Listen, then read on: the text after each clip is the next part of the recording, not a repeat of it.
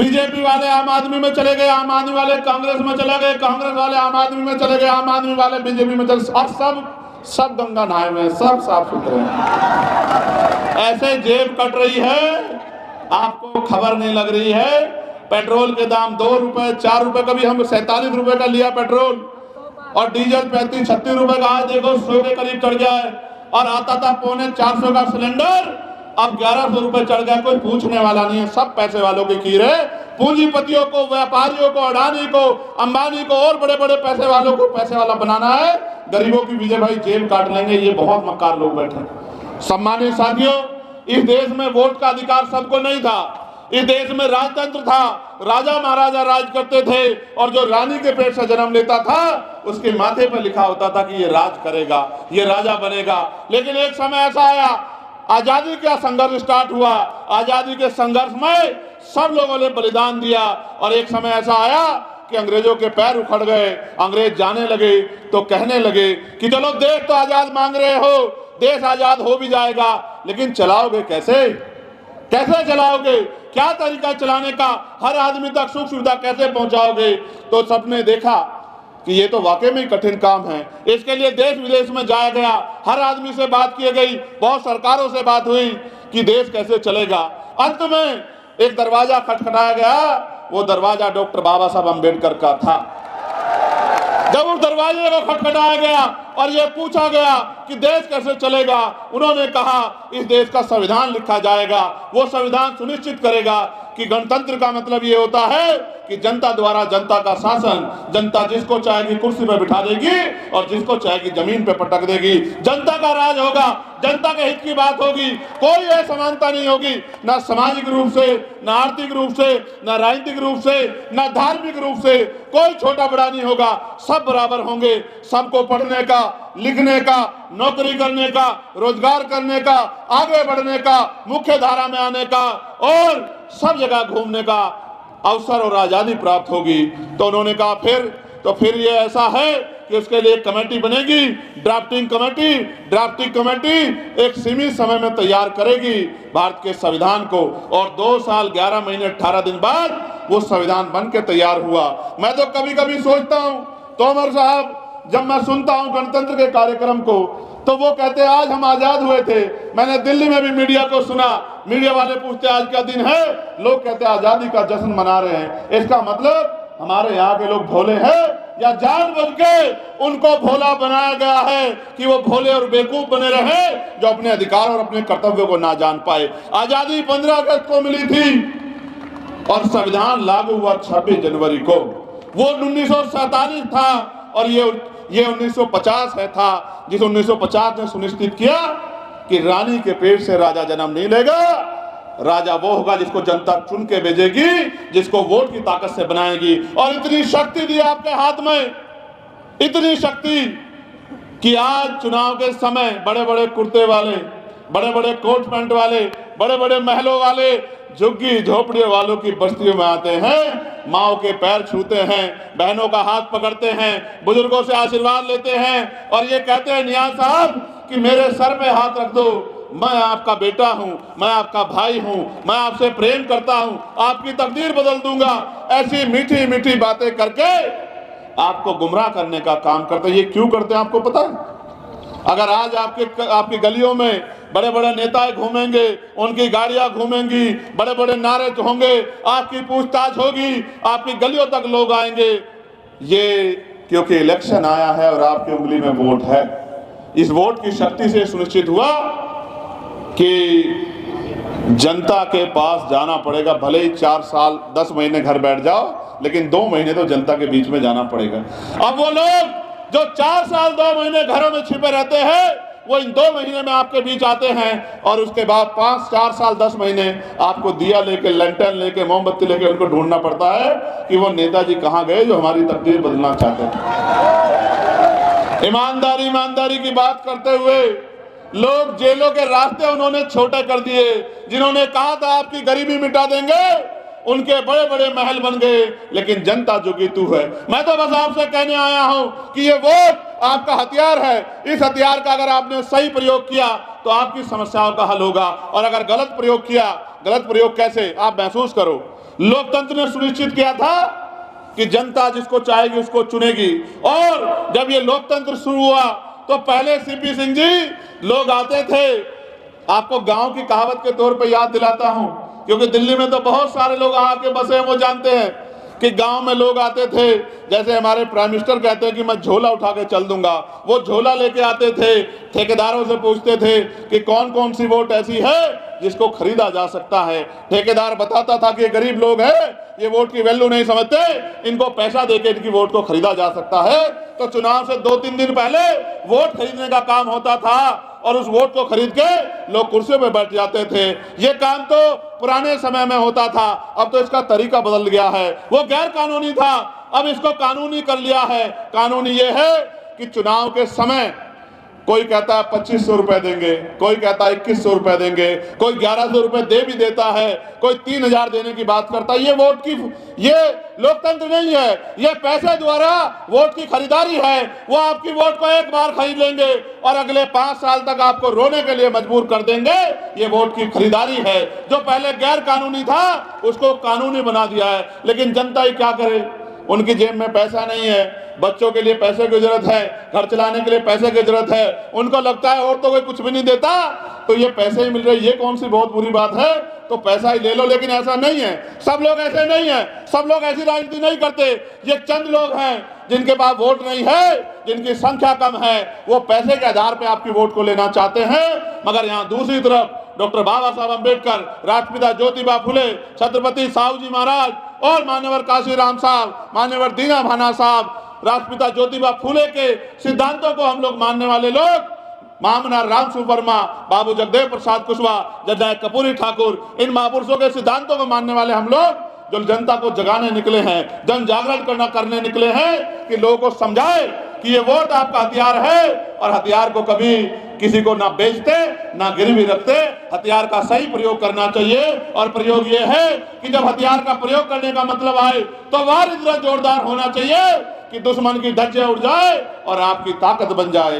इस बार आपके पास चुनाव में मौका आ गया है, जहां तमाम पैसे वाले लोग आएंगे, वहां आपके बीच आपके क्षेत्र के भाई डॉक्टर नियाज साहब भी हैं, मलिक नियाज साहब, जो क्षेत्र की सेवा कर रहे हैं, जो परेशान है कि यहाँ का मकान धंसता जा रहा है, जो परेशान है यहाँ पानी की समस्या से, जो परेशान है यहाँ की गंदगी की समस्या से, जो परेशान है यहाँ की टूटी हुई सड़कों की समस्या से, जो परेशान है आपके बच्चों को रोजगार नहीं मिल रहा है, जो परेशान है सुरक्षा का माहौल नहीं है। 3 चीजें बहुत जरूरी है, पहली शिक्षा, दूसरी चिकित्सा और तीसरी सुरक्षा। अगर ये सरकार ये 3 चीज आसानी से लोगों को नहीं दे सकती है तो मान लेना कि सरकार आपकी नहीं है। मैं तो बस आपको जगाने आया हूं। हमारी बहनें बैठी हैं, मैं देश भर में घूमता हूं, हाल बड़े खराब है। 5 साल में एक बार मौका मिलता है, गलत बटन दबा दिया तो 5 साल तक पछताना पड़ेगा, सही बटन दबा दिया तो 5 साल तक खुशहाली आएगी, आपके क्षेत्र की दिशा और दशा दोनों बदल जाएंगी। मैं आपसे मदद मांगने आया हूं, भाई नियाज के लिए नहीं, आपके लिए, कि आप अपने और अपने बच्चों के बारे में सोचो। कब तक ठगे जाते रहोगे, कब तक लोगों की बातों में आते रहोगे। लोग बड़े बड़े वादे करते हैं फिर ढूंढे नहीं मिलते। वहीं डॉक्टर नियाज आपके बीच के आदमी हैं, आपके बीच में रहते हैं, आपकी लड़ाई लड़ना चाहते हैं, आपकी आवाज बनना चाहते हैं। जब मैं जीत के गया लोग मुझसे कहते थे अकेला चंद्रशेखर क्या करेगा, पार्लियामेंट में बोल भी नहीं पाएगा। मैंने उनसे कहा था कि मैं सदगुरु रविदास जी महाराज का वंशज हूँ, सदगुरु रविदास जी महाराज का खून मेरी रगों में दौड़ता है, बहुजन महापुरुषों का खून मेरी रगों में दौड़ता है। अकेला चंद्रशेखर आजाद अगर सरकार के नाकों चने नाक से चने ना चबवा दिए तब आप मुझे कहना। अकेला चंद्रशेखर आजाद पार्लियामेंट में पूरी सरकार के सामने कोई भी घटना कहीं की भी हो, सीना तान के आंख से आंख मिला के अपनी बात को उठाता है और कोशिश करता है कि आपकी एक भी समस्या ऐसी ना बचे जिस पे काम ना हो। और मेरी लोकसभा की बात आप पता करा के देखना, कल तक हमारे लोग दफ्तरों के बाहर लाइन लगाते थे, आज अधिकारी हमारे लोगों के घरों के बाहर लाइन लगाते हैं कि बताइए सांसद जी ने ये काम कहा था, आके हमें फिर पूछेंगे, डांटेंगे, पूछेंगे काम क्यों नहीं हुआ, आप हमें बताइए कि आपका क्या काम है। जहां काम नहीं होता वहां अधिकारियों को उनकी दशा दिशा दिखाने के लिए हम लोग लेके जाते हैं कि चलो जाके देखो। क्यों? आपको ये बताना जरूरी है कि ना मैं आपका मालिक हूं, ना अधिकारी आपके मालिक हैं। हम आपके नौकर हैं। आपने हमें वोट दी है, आप हमें तनख्वाह देते हैं, आप टैक्स देते हैं, उससे हमें तनख्वाह मिलती है। आपकी सेवा करना हमारी जिम्मेदारी है, आपकी आवाज पे खड़े होना हमारी जिम्मेदारी है, आपकी आवाज बनना हमारी जिम्मेदारी है, आपकी समस्या का हल करना हमारी ड्यूटी है और अपनी ड्यूटी को करना हम पे आता है। जैसे आपने मुझे वहां ताकत दी, ऐसे अगर आप यहाँ ताकत देंगे तो यही बदलाव आपको यहाँ किराड़ी में भी देखने को मिलेगा। मैं किसी को बुरा नहीं कहता कि कांग्रेस ने क्या किया, भाजपा क्या कर रही है, आम आदमी पार्टी क्या कर रही है। आप अपने आप से पूछो कि आपकी जिंदगी में क्या परिवर्तन हुआ। क्या आपकी जेब कटनी बंद हुई है?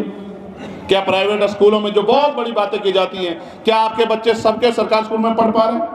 क्या सरकारी स्कूलों में उस तरह की पढ़ाई मिल रही है? क्या अच्छे अस्पतालों में इलाज की व्यवस्था अब आपके लिए मुफ्त हो गई है? क्या अस्पतालों में अच्छा इलाज मिल रहा है? डॉक्टर है या नहीं है? ये सब हवाबाजी दावे हैं, मैं इनको बखूबी जानता हूं, मगर मैं आपसे कहना चाहता हूं बहुत कुछ करना है। दिल्ली जो देश का दिल है, इसको सुंदर बनाना है। उससे भी पहले आपके घरों को सुंदर बनाना है। सरकार ने कहा, और मेरे आज भी याद है, दोनों पार्टियों ने बड़ी बड़ी रैली की थी 2020 में कि सारी कच्ची कॉलोनियां पक्की कर देंगे, सबको पक्का मकान देंगे, सबको रजिस्ट्री देंगे। आप हाथ उठा के बताओ, क्या वाकई में रजिस्ट्री मिल पाई? इनका बस चले। ये वो बस्तियां हैं जहां कभी खंडर हुआ करते थे। आपने मेहनत कर करके सींच के आज इनको महल बना दिए हैं। ये सरकार की आंखों में चुभ रहे हैं। ये जमीन सरकार आपसे छीनना चाहती है। इसलिए जो लोग 70-70 साल से बसे हुए हैं, आज उनको उजाड़ने के लिए नए नए कानून बनाए जा रहे हैं। हम इस सरकार को जानते हैं। आज कोई खुशहाल नहीं, ना कर्मचारी, ना अधिकारी, ना जनता। कर्मचारी परेशान है, पुरानी पेंशन पे सरकार का स्टैंड नहीं है।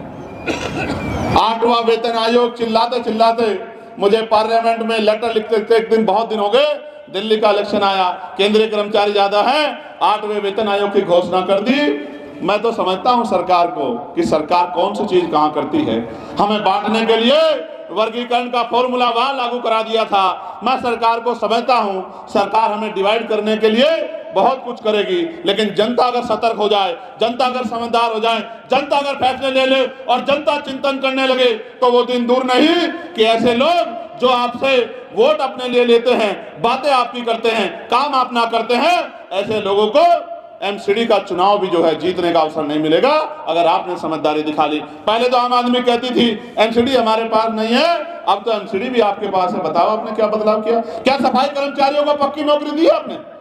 क्या 7,000, 9,000, 11,000, 13,000 में आज भी हमारा सफाई कर्मचारी शिविर में उतरता नहीं उतरता है? क्या आप सफाई कर्मचारी संख्या पर्याप्त है? नहीं है आपके पास। आपके पास कुछ नहीं है सिवाय झूठ के। भाजपा, आम आदमी पार्टी और तमाम पार्टियां झूठ के ऊपर खड़ी हैं। इनके झूठ को कुचलने के लिए आप पे कोई हथियार नहीं है। और मुझे कहने में बड़ा गुरेज है, लेकिन ये भी जान लो, आप 20 रुपए का सामान खरीदोगे, सामान अच्छा नहीं है तो दुकानदार के पास वापस जा कहोगे सामान पकड़, तेरा सामान अच्छा नहीं है, जो सामान पे लिखा हुआ था वो माल पूरा नहीं था, हम ये अपना सामान रख, हमारे पैसे दे। क्या कर लेते हो? नहीं कर लेते हो? अगर 20 रुपए का 100 रुपए का सामान खरीदोगे, सामान में जो लिखा था नहीं मिलेगा तो वापस करोगे नहीं करोगे? जाके करते हो नहीं करते हो? अगर नहीं दुकानदार वो करेगा तो कोर्ट जाने का अधिकार है। लेकिन अगर आपसे बहुत वादे करके किसने वोट ले ली हो तो क्या उसके खिलाफ कोर्ट जा सकते हो अगर वो एक भी वादा ना पूरा करे? जैसे ये बीजेपी वाले कह रहे हैं 500 रुपए का सिलेंडर देंगे, इनकी सरकार उत्तर प्रदेश में, वहां बहुत यहाँ से ज्यादा संख्या रहती है, वहां क्यों नहीं दिलवा देते भाई? हरियाणा में क्यों नहीं दिलवा देते? उत्तराखंड में क्यों नहीं दिलवा देते? मध्य प्रदेश में क्यों नहीं दिलवा देते? राजस्थान में क्यों नहीं दिलवा देते? क्योंकि चुनाव आपके यहाँ है, तो इसलिए आपके यहाँ 500 का सिलेंडर है, बाकी जगह चुनाव नहीं। समझे आप? मैं यही कह रहा हूँ। केजरीवाल जी ने कहा कि भाई कितने पैसे गए? 2500, 2100। और पंजाब वाली सारी बहनें याद कर रही हैं कि हमारे 3-3 साल के पैसे दे दो। मैं बस आपको यही समझा रहा हूं कि अगर आप 100 रुपए का सामान खरीदते हैं तो सामान को ऐसे उठा के देखते हैं, उसकी एक्सपायरी डेट देखते हैं, उसमें माल पूरा है नहीं देखते हैं। लेकिन जब आप करोड़ों रुपए से कीमती वोट डालने जाते हो, एक बार नहीं सोचते जिसको वोट दे रहे हैं चुनाव के बाद ढूंढा मिलेगा नहीं मिलेगा, आपके किसी मसले में आपके साथ खड़ा हो जाएगा नहीं हो जाएगा, आपकी आवाज उठाएगा नहीं उठाएगा, इसको कहीं ढूंढ लोगे नहीं ढूंढ लोगे, या आपकी मदद करेगा नहीं करेगा।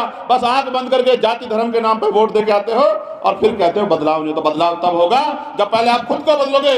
इन झंडों के चक्कर को छोड़ो। इस बार 5 तारीख को जब वोट डालने जाओ, एक एक वोट आंखें खोल के, आंखें बंद करके नहीं, आंखें खोल के, क्योंकि अगर आंखें बंद की तो कोई और बटन दब जाएगा। आंखें खोल के, सोच समझ के केतली का बटन दबा देना और अपनी समस्याओं की लड़ाई लड़ने की जिम्मेदारी मेरे और डॉक्टर नियाज साहब और आजाद समाज पार्टी भीम आर्मी के भरोसे छोड़ देना। फिर आप देखना, आपको पता लगेगा आपने क्या किया। जो आप 75 साल में नहीं कर पाए दिल्ली में, वो इस बार कर लेना, फिर आप देखना कि बदलाव होता है नहीं होता है। इसलिए मैं अपनी वाणी को विराम देते हुए आप सबका धन्यवाद करता हूं और आपसे कहना चाहता हूं, एक बार खड़े हो जाओ और मेरे साथ खड़े होके बताओ, नारा लगा के कि बताओ बदलाव चाहते हो नहीं चाहते हो। आवाज कम है मेरी ज्यादा, ऐसे उठाओ, दोनों हाथ मुट्ठी बंद करो, बताओ बदलाव चाहते हो नहीं चाहते हो।